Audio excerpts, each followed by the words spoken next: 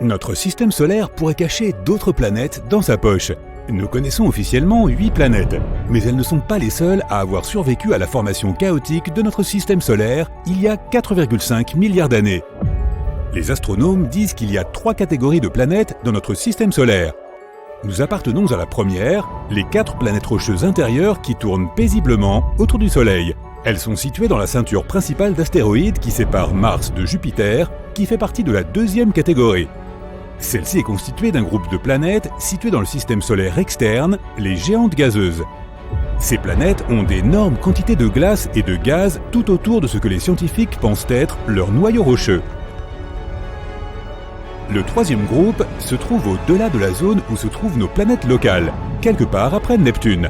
C'est le domaine où l'on trouve des planètes naines comme Pluton, Eris et Sedna, et de nombreux corps spatiaux plus petits comme les comètes. Mais de nouvelles découvertes indiquent que quelque chose d'autre pourrait se cacher dans l'obscurité, en plus des planètes naines et des petits corps spatiaux.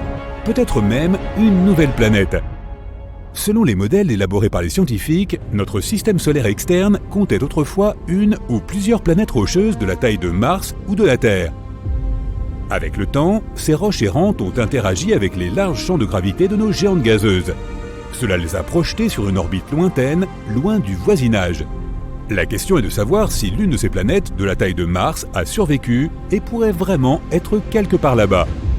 Les scientifiques ont réalisé des simulations pour voir ce qui pourrait se passer.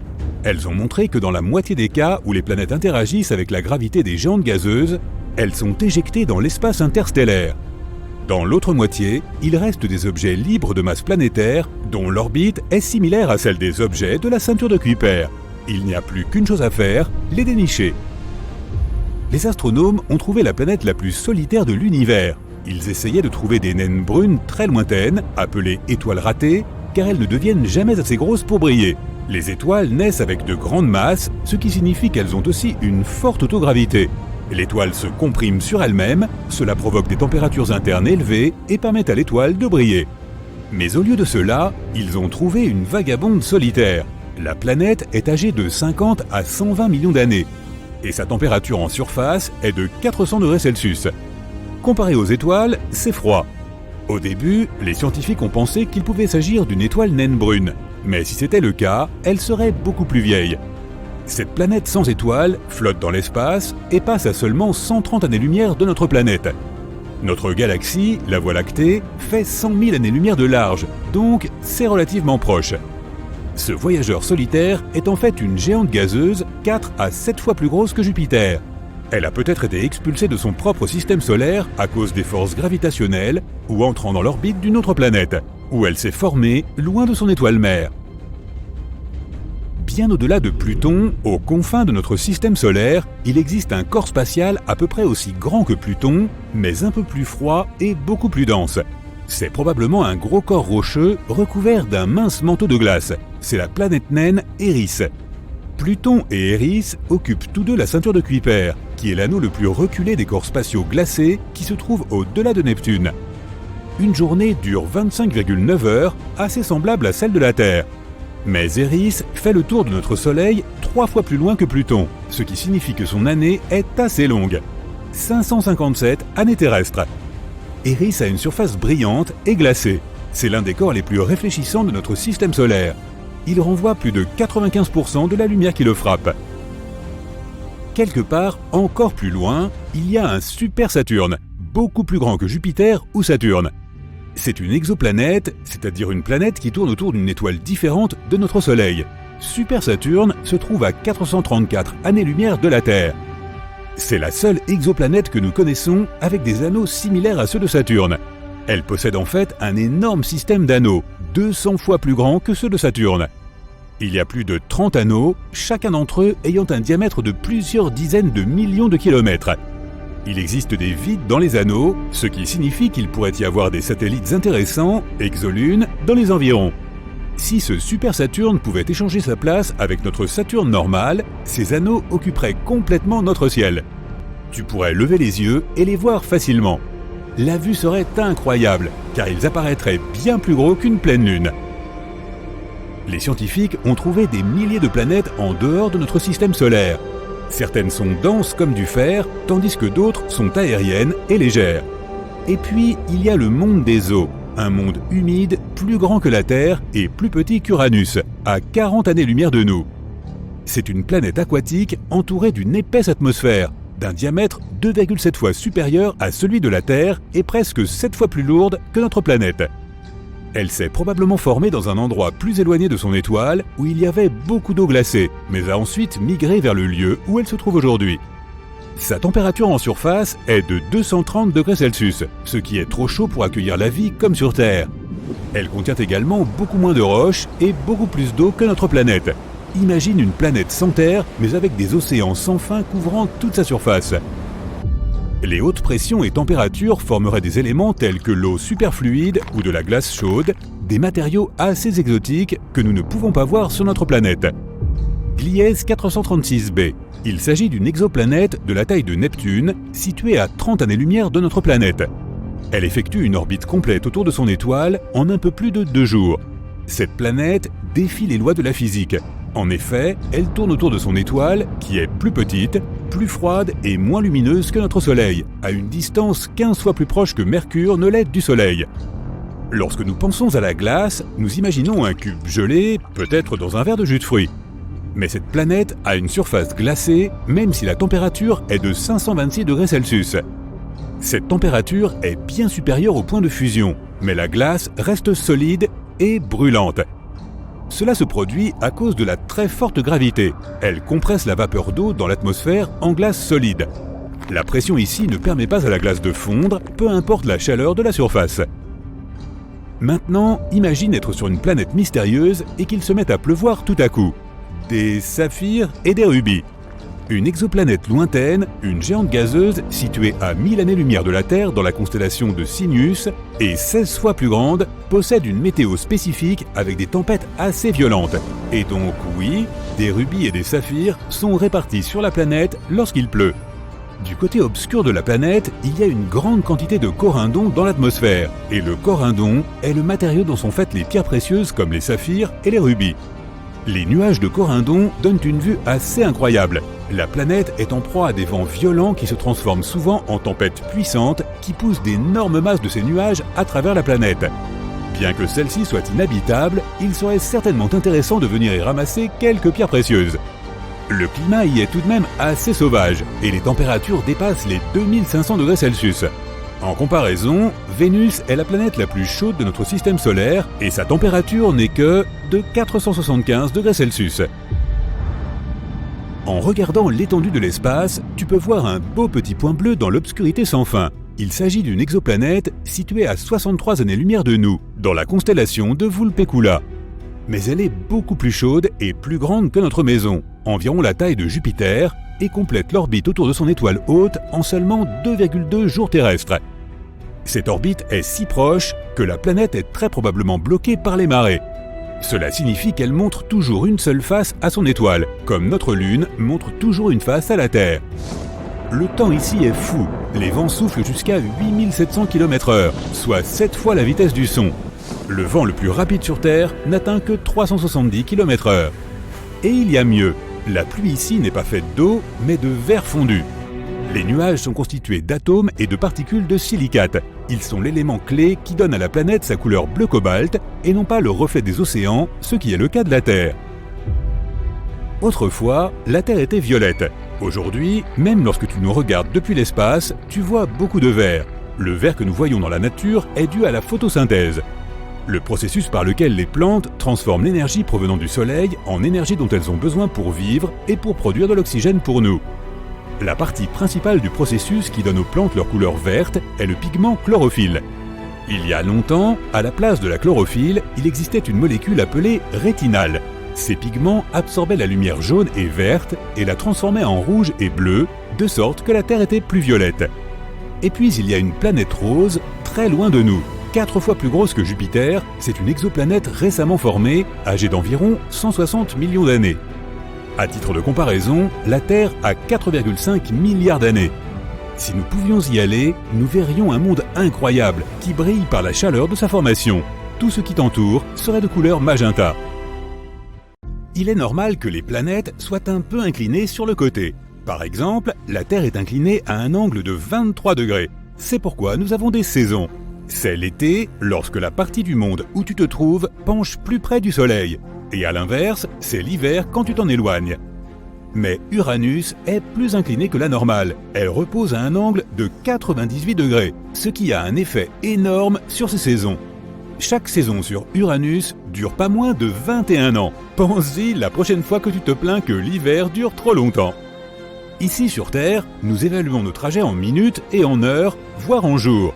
Il faut 10 minutes pour aller à pied chez ton meilleur ami ou 15 minutes pour aller à ton café préféré. Mais dans l'espace, c'est différent. Il est vaste, ce qui signifie que nous mesurons l'écart qui nous sépare d'un certain point en années. Dans la plupart des cas, une telle distance s'exprime même en années-lumière. Si tu voulais un jour aller marcher sur la Lune, il te faudrait 9 ans pour parcourir les 380 000 km qui nous en séparent. Peut-être aimerais-tu faire un tour vers notre étoile voisine, Proxima Centauri. Si tu gardais le pied au plancher à une vitesse constante de 110 km/h, tu y arriverais en 356 milliards d'heures, soit environ 40,5 millions d'années. Au bout des 20 premiers millions d'années, tu te demanderas sans doute pourquoi tu as voulu y aller. Mars abrite la plus grande vallée que nous ayons découverte à ce jour, Valles Marineris. C'est un système assez impressionnant de canyons de 4000 km de long, soit 5 fois plus grand que le Grand Canyon. Les chercheurs l'ont repéré pour la première fois dans les années 70. Un banc de volcans situé de l'autre côté de la crête du canyon a probablement contribué à former cette vallée. Nous n'avons pas encore découvert de planète entièrement faite de diamants, mais sur certaines planètes, il pleut bien des pierres précieuses. Sur Jupiter et Saturne, les géantes gazeuses de notre système solaire, les tempêtes de foudre transforment le méthane abondant en suie, que nous connaissons aussi sous le nom de carbone. La suie tombe et se transforme en graphite. Le graphite se transforme ensuite en diamant d'un diamètre d'environ 1 cm. Mais avant de commencer à chercher comment réserver une excursion pour collecter des diamants, sache que ces diamants ne durent pas. Après avoir pénétré dans le noyau de la planète, ils fondent. As-tu déjà remarqué que lorsque tu observes les étoiles 2 nuits de suite à la même heure, mettons à 21h, elles restent au même endroit, mais pas la Lune? Il y a 2 raisons à cela. Premièrement, cela dépend de l'heure à laquelle tu fais tes observations. Par exemple, si tu la regardes un soir à 20h et le lendemain à 23h, tu verras la Lune à 2 endroits assez différents. Dans ce cas, même les étoiles auront des places différentes dans le ciel, puisque notre planète tourne. Comme tu le sais, il lui faut 24 heures pour faire un tour complet. Cela signifie que de notre point de vue, il semble que le ciel et tout ce qui se trouve là-haut se déplacent autour de nous une fois toutes les 24 heures. De la même manière, le Soleil change de position, se lève et se couche chaque jour. Donc si tu sors 2 nuits de suite à la même heure, dans la plupart des cas, tu devras attendre une demi-heure supplémentaire, voire plus, pour que la Lune retrouve la même position que la nuit précédente. Les étoiles sont pratiquement immobiles. On dirait qu'elles se déplacent, mais c'est seulement parce que la Terre tourne. En revanche, la Lune se déplace vraiment autour de notre planète et passe par différentes phases. Par exemple, la nouvelle Lune est le moment où elle est complètement noire dans le ciel. La pleine Lune est le moment où son côté éclairé est totalement tourné vers la Terre. Il lui faut environ 1 mois pour faire un tour complet de la Terre. Pour ta collecte de diamants, tu aurais peut-être plus de chance sur cette planète située à 40 millions d'années-lumière de la Terre. Les scientifiques l'appelaient autrefois Super-Terre. Une super-Terre est généralement une planète bien plus grande que la nôtre. Cette planète, par exemple, fait le double de la taille de la Terre. Elle est si proche de son étoile qu'elle en fait le tour complet en moins de 18 heures, ce qui signifie que l'année y est plutôt courte. Et comme elle est si proche de son étoile, sa température monte jusqu'à 2700 degrés Celsius. À cause de la chaleur combinée à la densité de la planète, les scientifiques pensent que son noyau est composé de carbone sous forme de graphite et de diamants. Il y a plus de 10 ans, les astronomes ont découvert un énorme nuage de vapeur d'eau se trouvant à 12 milliards d'années-lumière de notre planète. Ce nuage est la plus grande source d'eau que nous connaissions. C'est aussi le plus ancien.